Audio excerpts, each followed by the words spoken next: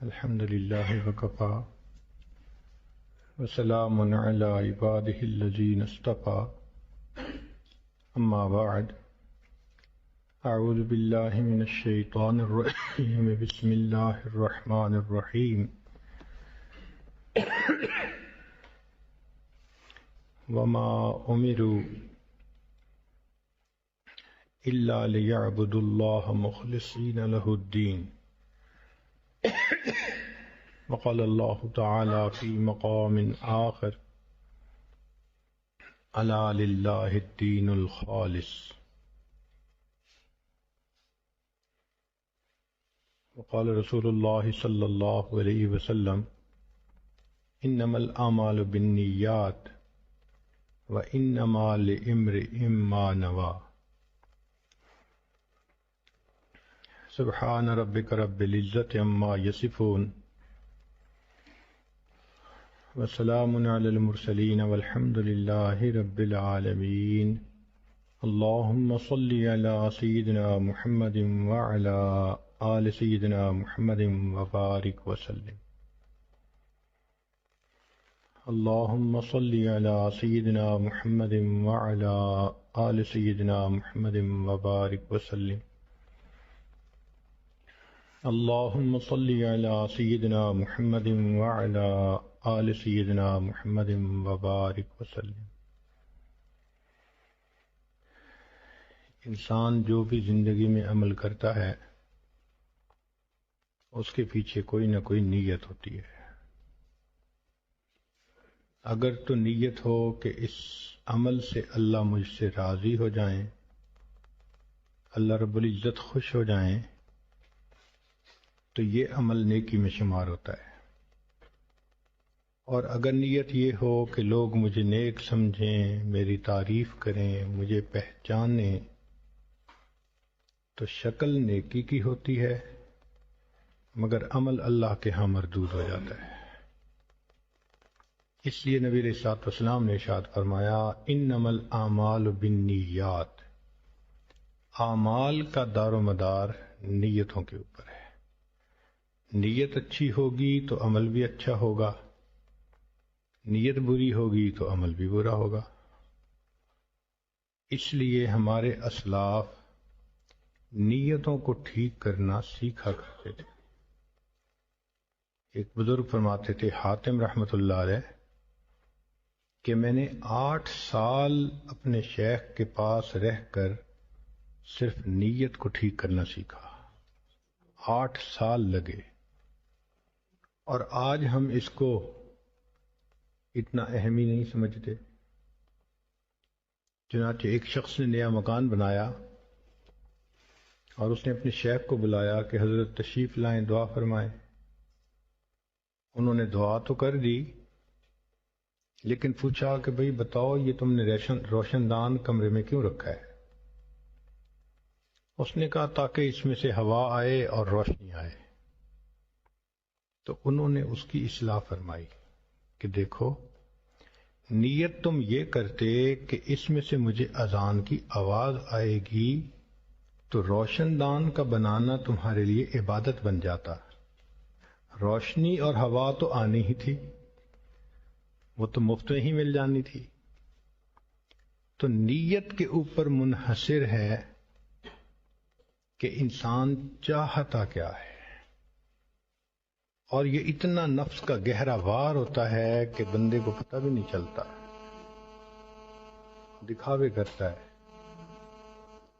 بات کرتے ہوئے جب میں 3ری مرتبہ حج پہ گیا تو یہ ہوا، بھئی اتنا ہی کہنا تھا کہ حج پہ یہ ہوا، تو اس میں 3ری کا نام بتانے کی کیا ضرورت تھی؟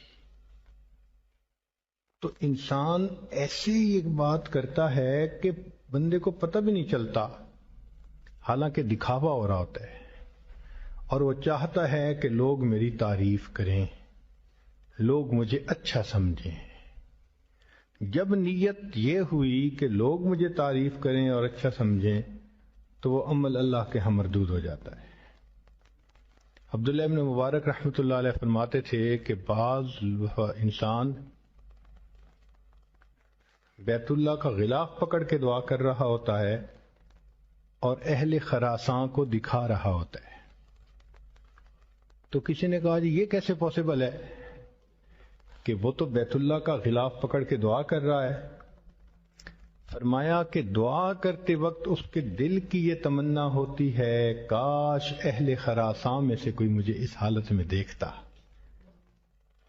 تو اس کا مطلب کہ اگر کوئی بھی نہیں دیکھ رہا پھر بھی یہ ان کو دکھا رہا ہے. نیت جو اندر یہ ہو،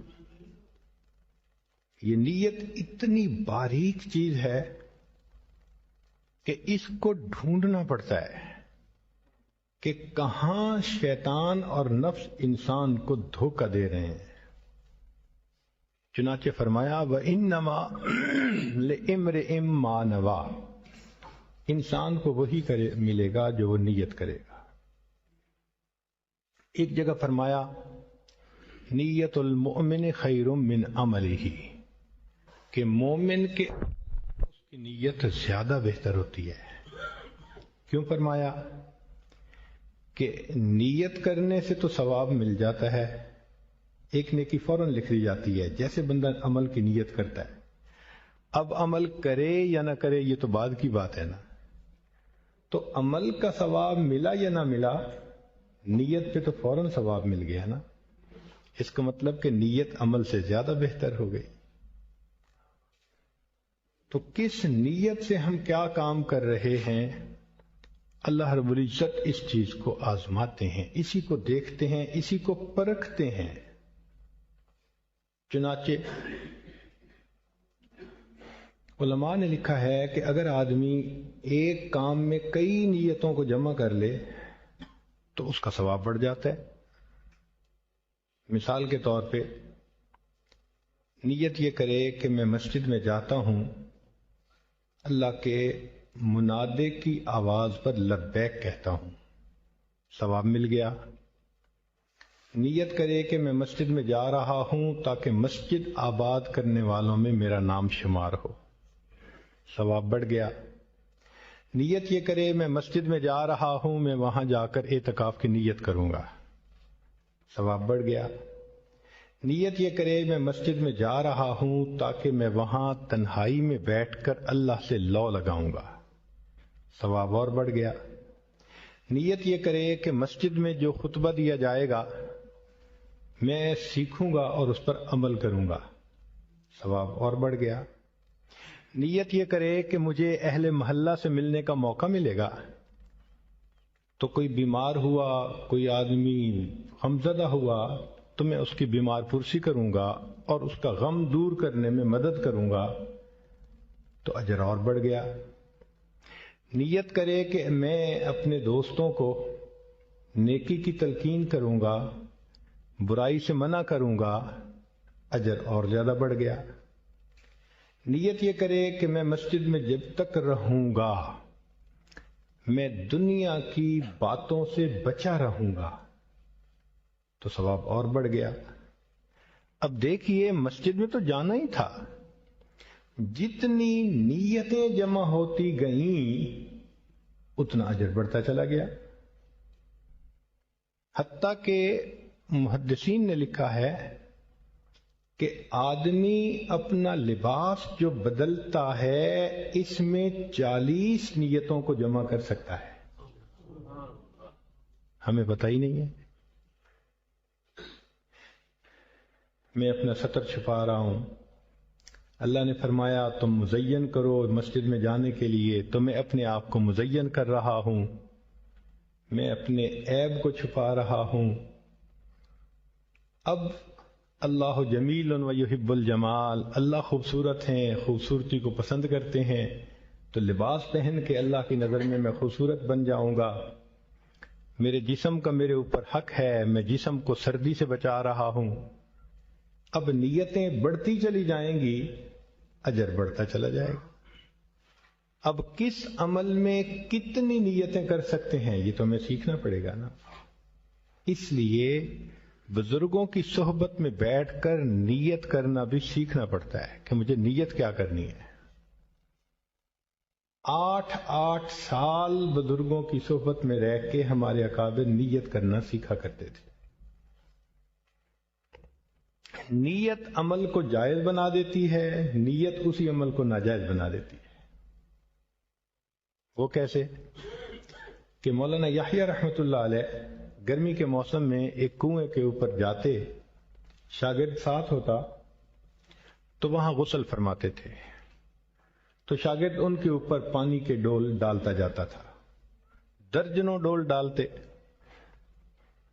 اب ایک پڑوسی تھا جو حضرت کا عقیدت مند بھی تھا، محبت کرتا تھا، وہ وہاں سے گزرتا تو گزرتے ہوئے کہہ دیتا،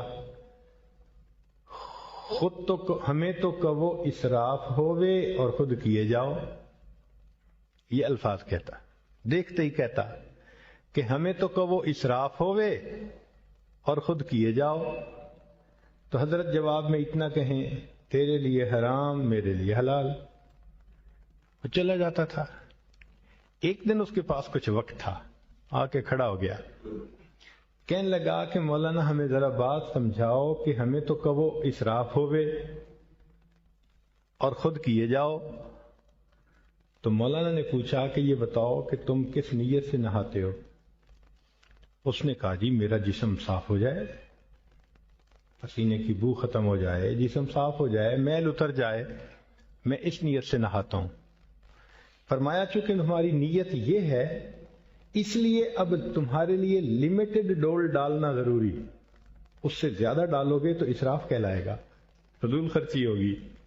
کم سے کم پانی میں جسم کی میل دور کرو، ختم۔ اس نے کہا جی تو آپ نیت کیا کریں؟ فرمانے لگے گرمی کا موسم ہے اور میری طبیعت میں گرمی ہے تو میں ٹھنڈک حاصل کرنے کی نیت سے غسل کر رہا ہوں۔ اب میرے اوپر 1000 ڈول بھی کوئی پانی کے ڈال دے گا تو میرے لیے جائز ہوگا۔ تو دیکھیے ایک ہی عمل ہے، میل دور کرنے کی نیت کی تو 2-4 ڈول میں نہانا کافی، زیادہ اگر ڈالیں گے تو اسراف کہلائے گا، فضول خرچی کا گناہ ہوگا۔ اور اگر نیت ہے کہ جی میں نے ٹھنڈک حاصل کرنی ہے تو چاہے 10,000 ڈول ڈالو ٹھنڈک حاصل کرنے کے لیے۔ تو ایک ہی عمل نیت کی اچھائی کی وجہ سے نیکی بن گیا اور نیت کے کوتاہی کی وجہ سے وہ گناہ بن گیا۔ تو نیت کا سیکھنا اور ٹھیک نیت کا کرنا یہ انتہائی ضروری ہوتا ہے۔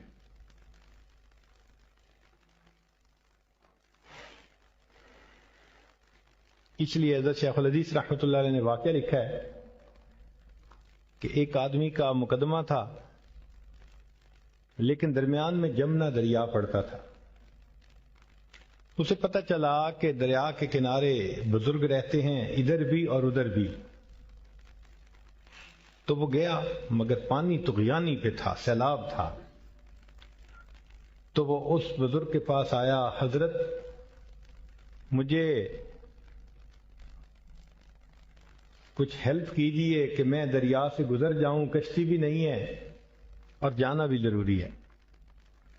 انہوں نے کہا بھئی یہ کھانا دوسرے کنارے پہ جو بزرگ ہیں نا ان کو میری طرف سے پہنچا دو، اور دریا کو جا کے کہنا کہ مجھے اس بندے نے بھیجا ہے جس نے کبھی بیوی کے ساتھ ہم بستری کی ہی نہیں ہے۔ وہ حیران ہو گیا کہ بچے تو پھر رہے ہیں، باتیں کیا کر رہے ہیں۔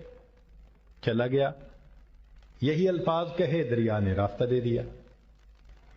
اب دوسرے بزرگ کے پاس گیا، اپنا کام کیا، انہوں نے ان کے سامنے بیٹھ کے کھانا کھایا۔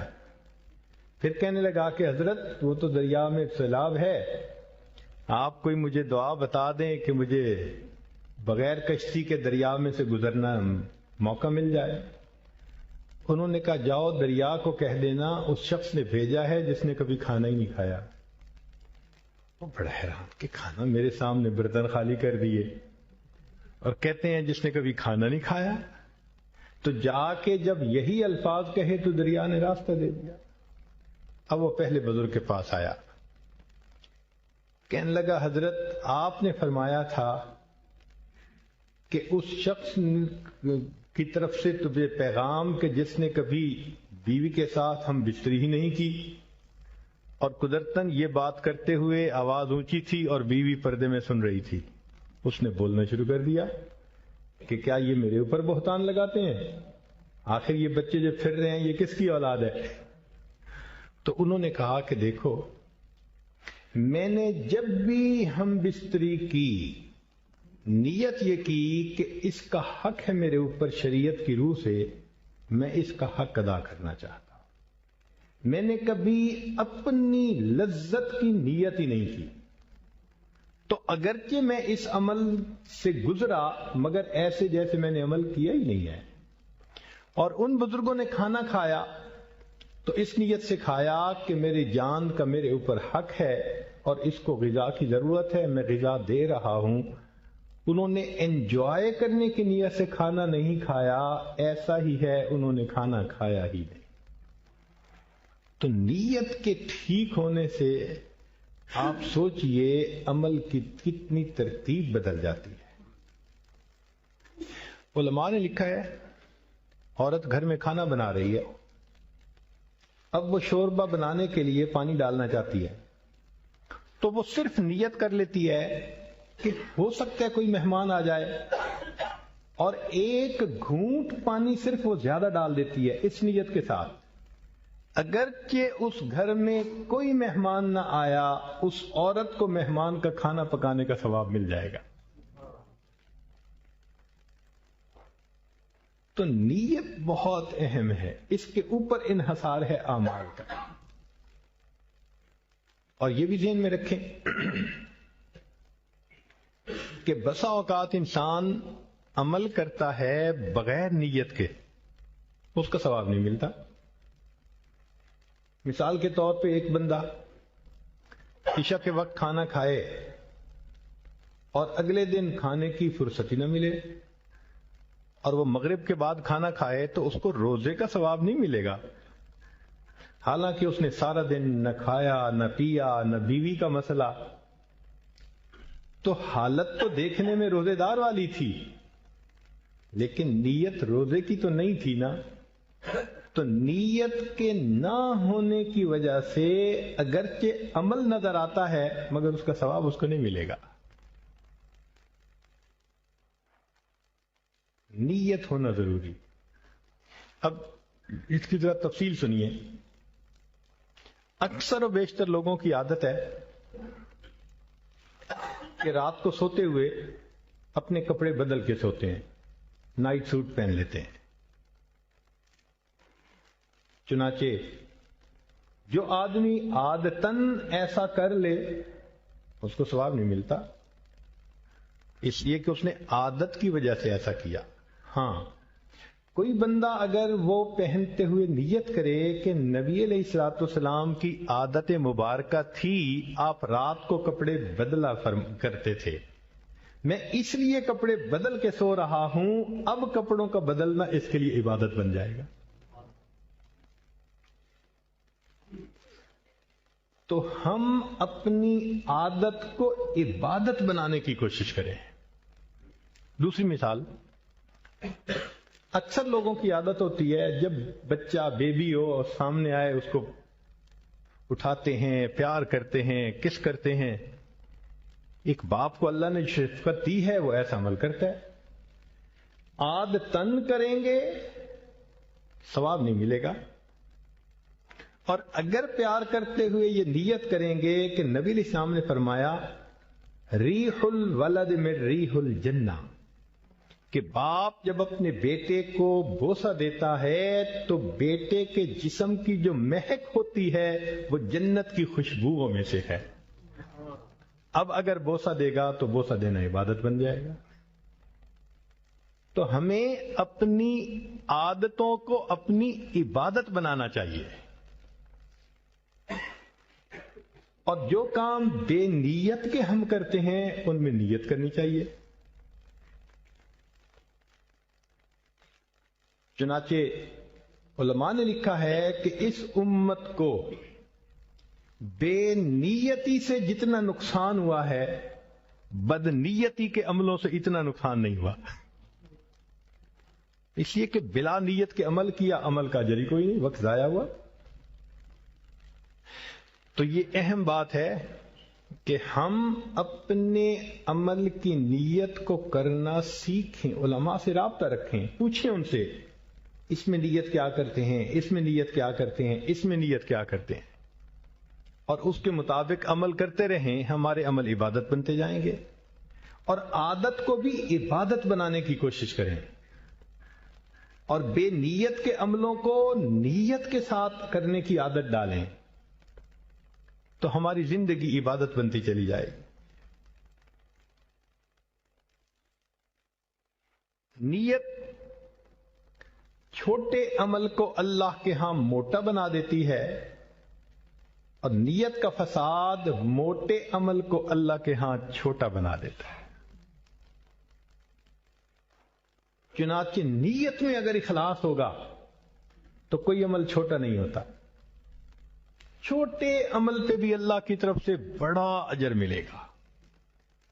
بعض اوقات چھوٹے چھوٹے کاموں پہ مغفرت ہو گئی. ایک محدث تھے، وفات ہوئی، کسی نے پوچھا کہ حضرت آگے کیا بنا؟ کہنے لگے کہ میری مغفرت ہو گئی، اللہ نے مجھ پر رحم فرما دیا. جی آپ کی تو مغفرت ہونی تھی، آپ تو حدیث پڑھاتے تھے، بڑے شاگرد تھے آپ کے، ان کا اس کی وجہ سے نہیں ہوئی. تو حضرت کیسے ہوئی؟ ایک ایسے عمل کی وجہ سے جو مجھے یاد ہی نہیں تھا. کون سا عمل؟ کہنے لگے کہ حدیث مبارکہ لکھ رہا تھا، میں نے قلم کو دوات میں ڈالا سیاہی لگانے کے لیے، اور جب باہر نکالا تو اس کی ٹپ کے اوپر ایک مکھی بیٹھ گئی آ کے. تو میں نے ذہن میں سوچا یہ پیاسی ہوگی تو یہ پینا چاہتی ہے، تو جسٹ 1 سیکنڈ کے لیے میں نے اپنے قلم کو وہیں روکا، مکھی اڑ گئی، میں نے لکھنا شروع کر دیا. رب کریم نے فرمایا کہ تم نے ایک مکھی کی پیاس کا اتنا خیال رکھا، اس کے بدلے میں تمہیں جہنم کی پیاس سے آزاد فرما دیتا ہوں. عمل کتنا چھوٹا ہے، اجر کتنا بڑا ملا. امام ربانی مجدد ثانی رحمۃ اللہ علیہ فرماتے ہیں، میں بیٹھا لکھ رہا تھا قرآن و حدیث کی عبارت،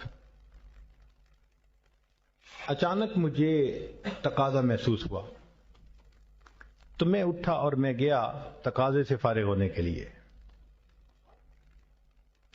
تو فرماتے ہیں کہ میں نے دیکھا جیسے ہی میں تقاضے کے لیے بیٹھنے لگا کہ میرے انگوٹھے کے اوپر سیاہی لگی ہوئی تھی. تو میرے ذہن میں خیال آیا یہ وہ سیاہی ہے کہ جس کو میں قرآن و حدیث کے لکھنے میں استعمال کرتا ہوں. اب اگر میں یہاں طہارت پانی سے حاصل کروں گا تو یہ سیاہی بھی دھلے گی اور نجاست کے ساتھ اکٹھی ہو جائے گی، تو یہ ادب کے خلاف ہے. میں نے اپنے تقاضے کو دبایا اور باہر نکلا، اور اس سیاہی کو میں نے پاک جگہ پر دھو دیا. جیسے ہی میں نے دھویا اسی وقت الہام ہوا، احمد سرہندی تیرے اس ادب کی وجہ سے ہم نے جہنم کی آگ کو تجھ پر حرام کر دیا. عمل کتنا چھوٹا سا ہے.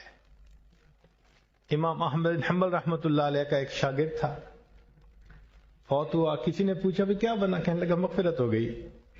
کیسے ہوئی؟ کہنے لگا امام صاحب کے ساتھ میں سفر میں تھا، ایک نہر کے کنارے ہم وضو کرنے کے لیے بیٹھے، تو حضرت وضو کرنے لگے، میں نے سوچا میں بھی وضو کرتا ہوں. جب میں وضو کے لیے بیٹھنے لگا تو میرے ذہن میں خیال آیا کہ میں اپ سٹریم بیٹھ رہا ہوں، اور میرا پانی جو یوزڈ ہوگا نا وہ حضرت کی طرف بہہ کے جائے گا، اور یہ ادب کے خلاف ہے. میں وہاں سے اٹھا اور ڈاؤن سٹریم والی سائڈ پر آ کر بیٹھ گیا. اللہ کے سامنے حاضری ہوئی، فرمایا تو نے ایک محدث کا احترام کیا، تیرے سب گناہوں کی میں نے مغفرت فرمائی. اب عمل تو چھوٹے چھوٹے نظر آتے ہیں مگر اجر کتنا موٹا ہوتا ہے. اس کو اگر آپ دیکھنا چاہیں تو ڈائمنڈ کو دیکھ لیجئے کہ دیکھنے میں کتنا چھوٹا ہوتا ہے. 1 کیرٹ کا ڈائمنڈ مکھی کے سائز کا ہوتا ہے، اور اگر اس کی قیمت دیکھو تو لاکھوں میں. تو اتنے چھوٹے ڈائمنڈ کی اتنی زیادہ قیمت؟ اس کی ریزن یہ ہوتی ہے کہ اس میں کلیئرٹی ہوتی ہے، اور جو فلا لیس ہوتا ہے نا ڈائمنڈ، وہ دنیا میں سب سے زیادہ قیمتی ہوتا ہے۔ تو بات سمجھ میں آئی کہ دنیا میں اگر فلا سے خالی کوئی چیز ہو تو اس کی قیمت آسمان پہ پہنچ جاتی ہے، جس بندے کا عمل نیت کے فلا سے خالی ہو اس کی بھی قیمت پھر آسمان پہ چلی جاتی۔ تو ہمیں اپنی نیتوں کو ٹھیک کرنا ہے۔ اعمال کا دار و مدار نیت پر ہے، اور نیت جو ہے یہ ہمارے لیے انتہائی اہم ہے۔ جس طرح ہم ملاوٹ کو پسند نہیں کرتے، اللہ رب العزت بھی نیت کی ملاوٹ کو پسند نہیں فرماتے۔ ذرا سی نیت اس میں کوئی دوسری آئی اور عمل اللہ کے ہاں دھتکار دیا گیا۔ چنانچہ حدیث پاک میں ہے، الناس کلہم ہالکون الا العالمون، لوگ سب کے سب ہلاک ہونے والے ہیں سوائے علم والوں کے۔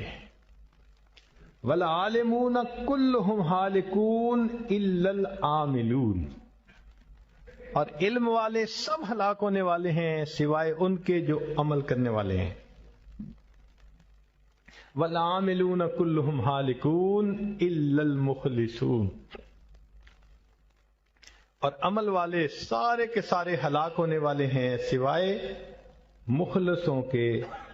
والمخلصون علی خطر عظیم، اور مخلص لوگ بھی بڑے خطرے میں ہیں، معلوم نہیں عمل قبول ہوگا یا نہیں ہوگا۔ چنانچہ قیامت کے دن سب سے پہلے نہ قاتل جہنم میں جائے گا، نہ زانی جہنم میں جائے گا، نہ شرابی جہنم میں جائے گا۔ بخاری شریف کی روایت، سب سے پہلے جو 3 بندے جہنم میں جائیں گے ان میں سے پہلا عالم ہوگا۔ فرمائیں گے تو کیا لایا؟ اللہ میں نے تو ساری زندگی علم ہی کی خدمت کی، لوگوں کو علم پڑھاتا تھا، طلباء کو عالم بناتا تھا۔ فرمایا تو اس لیے کرتا تھا کہ لوگ تجھے بڑا عالم سمجھیں، فقد کی، لوگوں نے تجھے بڑا عالم کہہ دیا، ہمارے پاس اب اس کا کوئی اجر نہیں۔ فرشتوں کو فرمائیں گے لے جاؤ، اوندے منہ جہنم کے اندر پھینک دو۔ پھر حدیث پاک میں آتا ہے سخی کو لے جایا جائے گا، تیرے اندر بھی ریا تھی۔ پھر ایک مجاہد کو جو شہید ہوا اس کو لے جایا جائے گا کہ تیری نیت میں کھوٹ تھا، تو چاہتا تھا لوگ مجھے بہادر کہیں۔ تو سب سے پہلے جہنم میں جن کو پھینکا جائے گا عالم ہوگا، سخی ہوگا، مجاہد ہوگا۔ اب یہ برے لوگ تو نہیں ہے نا، یہ تو نیک لوگ ہیں، یہ تو اچھے لوگ ہیں، یہ تو دین کی زندگی گزارنے والے لوگ ہیں۔ تو اگر ان سے جہنم میں ڈالنے کی ابتدا ہوگی تو پھر ہم جیسے بد عملوں کا کیا ہوگا؟ اس لیے معاملہ انتہائی اہم ہے۔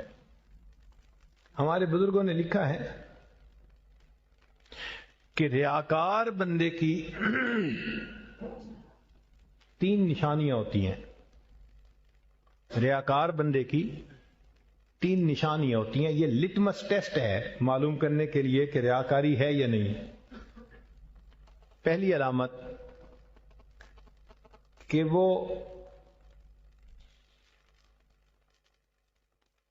جلوت میں چست ہوتا ہے، خلوت میں سست ہوتا ہے۔ لوگ ہیں تو ماشاءاللہ 8 رکعت تہجد پڑھی جا رہی ہے، دعا بھی لمبی مانگی جا رہی ہے۔ اکیلے ہیں تو بس 4 رکعت کافی، اور دعا بھی مختصر سی۔ تو جب تنہائی میں عمل تھوڑا، لوگوں کے سامنے زیادہ اور لمبا، تو یہ اس کے ریاکار ہونے کی علامت ہوتی ہے۔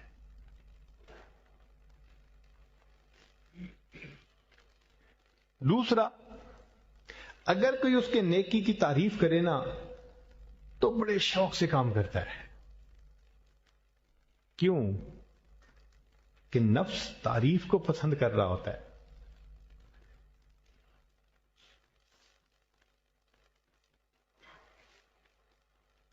اور اگر کوئی تعریف نہ کرے تو ایکسپیکٹ کرتا ہے کہ جی میری تعریف ہو.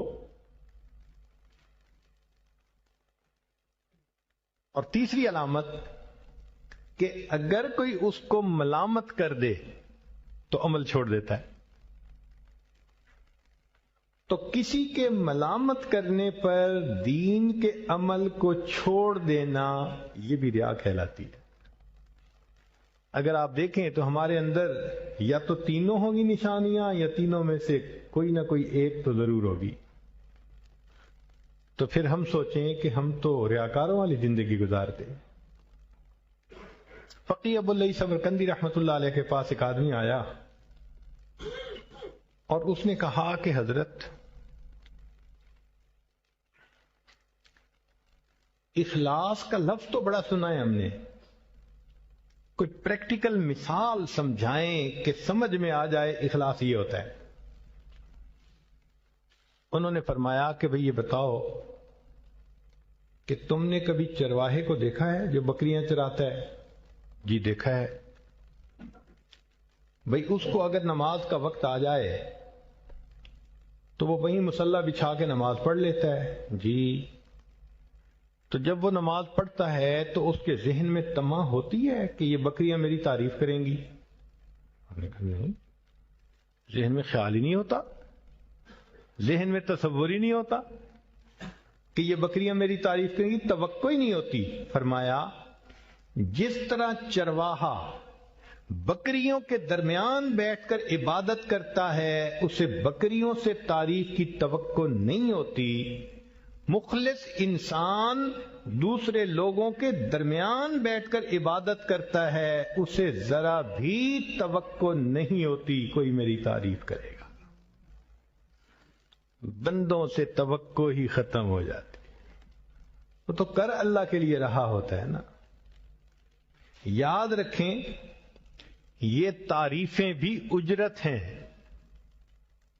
ذرا غور کیجئے گا، یہ تعریفیں بھی اجرت ہیں. کسی نے کہہ دیا جی آپ تو بڑے اچھے عالم ہیں، بڑی خدمت کر رہے ہیں، اب اگر اس پہ نفس پھولا اور دل خوش ہوا آپ کو اجر مل گیا. اب بتائیں اتنا جو عمل کرنے میں مجاہدہ کیا تو کیا اس کا یہی اجر تھا کہ لوگ ہمیں کہہ دیں جی آپ بڑے اچھے عالم ہیں، بڑے پیر ہیں اور بڑے فلاں ہیں؟ اگر اتنے پہ ہی سمٹ گیا کام تو ہم نے تو نقصان کا دھندا کر لیا. اس لیے دل میں توقع ہی نہ ہو کہ کوئی تعریف کرے ہماری. ہم تو کر اللہ کے لیے ہیں، کوئی کرے یا نہ کرے اس سے غرض نہیں، ہم تو اللہ کے لیے کر رہے ہیں کہ اللہ رب العزت تعریف فرمائے کہ میرے بندے نے اخلاص کے ساتھ میرے لیے عمل کیا. ہم لوگ ایک مرتبہ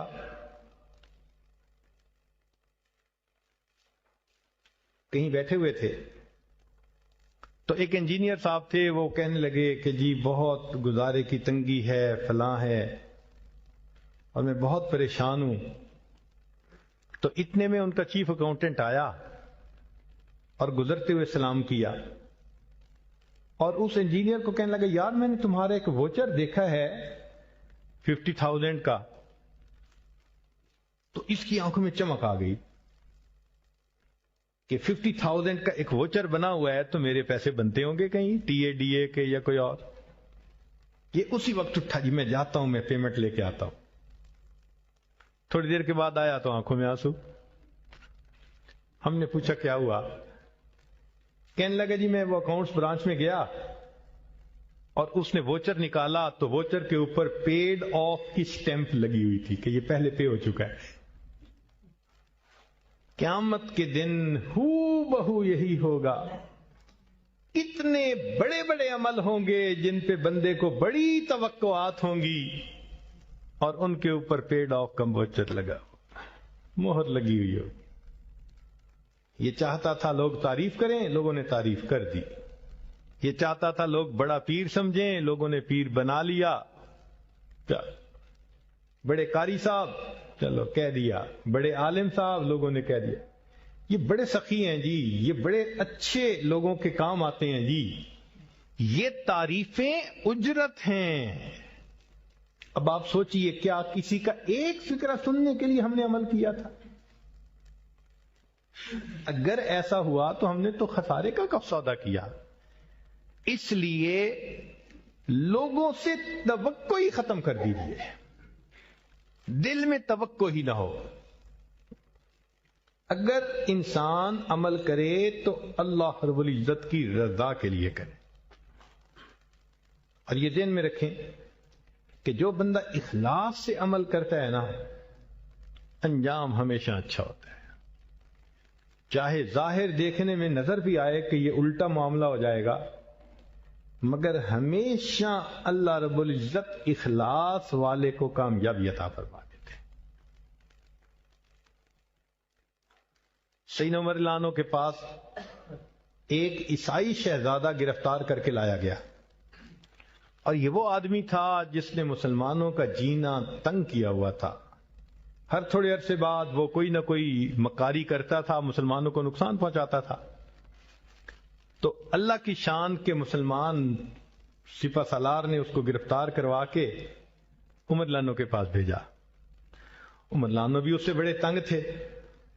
انہوں نے نیت کر لی کہ اس بندے کو تو بس میں نے اب قتل کرنا ہے. چنانچہ اس کو اپنے سامنے بلوایا. تو عمر رضی اللہ عنہ نے فرمایا کہ دیکھو بھائی، میں تجھے قتل کرنا چاہوں گا، لیکن اگر کوئی تیری خواہش ہے تو بتا دے. اس نے کہا جی ایک پیالہ پانی. عمر رضی اللہ عنہ نے حکم دیا بھائی پیالہ پانی کا لے آؤ. اس نے پیالہ پانی کا لیا، پی نہیں رہا، بس ہاتھ کانپ رہے ہیں. پوچھا کیا؟ کہنے لگا جی مجھے خوف ہے کہ میں پانی پینے لگوں گا اور ادھر جلاد جو تلوار لے کے کھڑا ہے یہ تلوار کا وار کرے گا، میری گردن اڑا دے گا. تو عمر رضی اللہ عنہ نے کہہ دیا اچھا جب تک تو پانی نہیں پیے گا تجھے قتل نہیں کیا جائے گا. یہ سنتے ہی، وہ اتنا ٹیلنٹڈ آدمی تھا، اس نے پانی کا پیالہ زمین پہ ڈال دیا. کہتے ہیں اب اپنے الفاظ کا خیال رکھیں کہ آپ نے کہا ہے جب تک تو پانی نہیں پیے گا ہم تجھے قتل نہیں کریں گے. اب آپ مجھے قتل نہیں کر سکتے. کوئی ہم جیسا ہوتا تو کہتا نہ معقول نہیں. عمر رضی اللہ عنہ نے فرمایا ہاں ٹھیک، میں اپنے الفاظ پہ قائم ہوں، چونکہ میں نے یہ ورڈز کہہ دیے تھے لہذا میں اب تجھے قتل نہیں کرتا. جب عمر رضی اللہ عنہ نے یہ کہہ دیا تو جو مسلمان وہاں تھے وہ حیران، اتنا بڑا دشمن، اور امیر المومنین نے فیصلہ کر دیا کہ اس کو قتل نہیں کرتے. تو جب آپ نے فرما دیا تو وہ شہزادہ کہنے لگا کہ امیر المومنین آپ نے اپنا تو فیصلہ سنا دیا، اب میرا فیصلہ بھی سن لیجیے کہ میں نے یہ ہیلہ اختیار کیا تھا آپ کو لاجواب کرنے کے لیے کہ آپ مجھے قتل نہ کر سکیں، اس لیے میں نے یہ ہیلہ اختیار کیا تھا. میرے دل میں اسلام کی عظمت پہلے سے تھی، لیکن اگر میں اسلام قبول کرنے کا ویسے اعلان کرتا تو دنیا تانا دیتی کہ موت کے ڈر سے یہ مسلمان بن گیا. تو میں نے ہیلہ اختیار کیا کہ آپ مجھے قتل نہ کر سکیں. اب آپ نے مجھے کہہ دیا کہ قتل نہیں کرتے، اب میں اپنی ول سے بتاتا ہوں کہ میں اسلام کو قبول کر کے مسلمان ہوتا. عمر رضی اللہ عنہ نے کہا الحمدللہ، میں سچ کے اوپر قائم رہا، سچ کی برکت سے اللہ نے اس کو ایمان کی توفیق عطا فرمائی. تو نیت خالص ہوگی تو ہمیشہ کامیابی ہوگی. جس کی بھی نیت خالص ہوگی ہمیشہ وہ کامیاب ہوگا.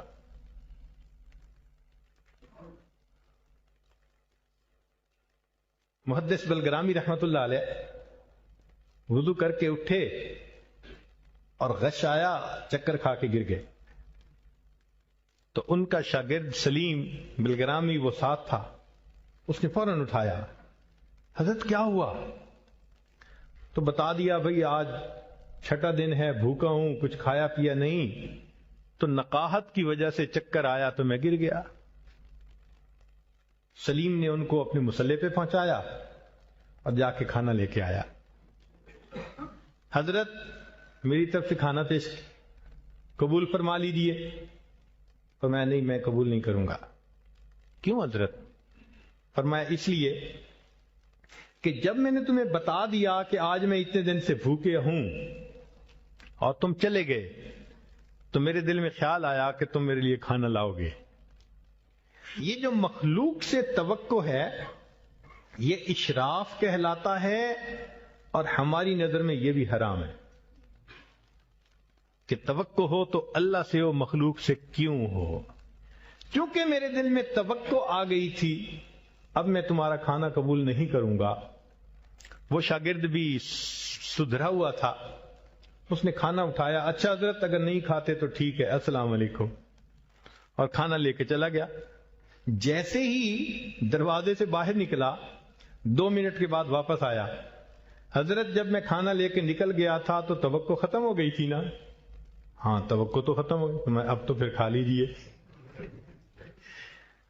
تو دیکھیں نیت میں اخلاص تھا، منع کرنے کے باوجود اللہ نے جائز طریقے سے کھانا کھلا دیا۔ تو نیت اگر ٹھیک ہوگی تو کامیابی اچھی نیت والے کی ہوگی۔ کبھی بھی نہیں ہو سکتا کہ نیت اچھی ہو اور بندے کا انجام برا ہو، یہ پاسبل ہی نہیں ہے۔ نیک نیت کا انجام ہمیشہ اچھا ہوا کرتا ہے۔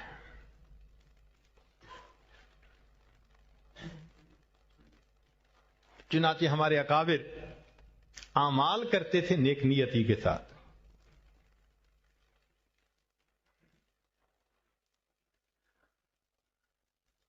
ہمارے ہاں ایک مدرسہ ہے جامعہ اشرفیہ، حضرت مفتی محمد حسن رحمت اللہ علیہ نے اس کو بنایا، جو حضرت تھانوی رحمت اللہ علیہ کے شاگرد تھے، خلیفہ تھے۔ اس جامعہ میں ایک عالم پڑھاتے تھے، اللہ کی شان کے کچھ مزاج کا اختلاف تھا، تو انہوں نے ایک سال اس جامعہ کے بالکل سامنے مکان لے کے اس میں جامعہ مدنیہ شروع کر دیا۔ اب اس گلی کے ادھر جامعہ اشرفیہ اور ادھر جامعہ مدنیہ۔ تو حضرت کے صاحبزادے نے یہ واقعہ سنایا، فرمانے لگے کہ میں بچہ تھا، ہمیں بڑا غصہ، ہمارے مدرسے میں ہی کھایا پیا پلے پڑھایا، ہمارے ہی سامنے مدرسہ بنا لیا۔ لاہور چھوٹا بڑا شہر تھا اور چلے جاتے کہیں۔ تو میں نے ابو جی کو دیکھا تو میں نے کہا ابو جی دیکھا انہوں نے ہمارے ساتھ کیا کیا؟ والد صاحب نے کہا بیٹا کہاں جا رہے ہو؟ میں نے کہا کام کرنے۔ بیٹا کام کر کے آؤ، میں تمہیں اخلاص کا درس دیتا ہوں۔ کہنے لگے میں کام کر کے آ گیا۔ تو والد صاحب نے بٹھا لیا، فرمان لگے بیٹا ایک بات بتاؤ، اگر تمہارے سر کے اوپر بوجھ ہو اتنا کہ تمہاری گردن ٹوٹی جا رہی ہے، اتنا بوجھ ہو تم سے اٹھایا نہ جا رہا ہو، اور اس وقت میں کوئی بندہ آ جائے اور وہ کہ بھئی آدھا بوجھ مجھے دے دو، میں تمہیں گھر پہنچا دیتا ہوں، وہ تمہارا دشمن ہوگا یا تمہارا دوست ہوگا؟ میں نے کہا ابو جی وہ تو دوست ہوگا۔ فرمایا دیکھو اتنا بڑا یہ لاہور شہر تھا اور ہمارا ایک مدرسہ تھا، پورے شہر کی مسئولیت کا بوجھ ہمارے سر پہ تھا۔ اب انہوں نے ایک مدرسہ بنا دیا تو مسئولیت کا بوجھ تقسیم ہو گیا، جو بوجھ کو تقسیم کر لے وہ دشمن نہیں ہوتا، وہ دوست ہوا کرتا ہے۔ اس کو اخلاص کہتے ہیں۔ حضرت مولانا خیر محمد جالندری رحمت اللہ علیہ حضرت اقدس تھانوی رحمت اللہ علیہ کے خلفاء میں سے تھے، حدیث پاک پڑھاتے تھے، بخاری شریف پڑھاتے تھے، بخاری شریف کا درس دے رہے تھے۔ ایک جگہ پر ایک اشکال وارد ہوا تو حضرت نے تھوڑی دیر سوچا، پھر حاشیہ بھی دیکھا، مگر اشکال رفع نہیں ہوا۔ تو حضرت نے طلباء کو بتا دیا بھئی دیکھو میرے ذہن میں یہ ایک اشکال وارد ہوا ہے، تو آپ میں سے اگر کسی کے ذہن میں اس کا جواب ہو تو بتا دو۔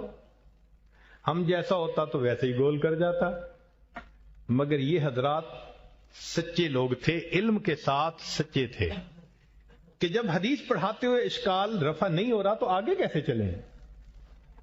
طلباء نے کہا جی ہمیں بھی پتہ نہیں.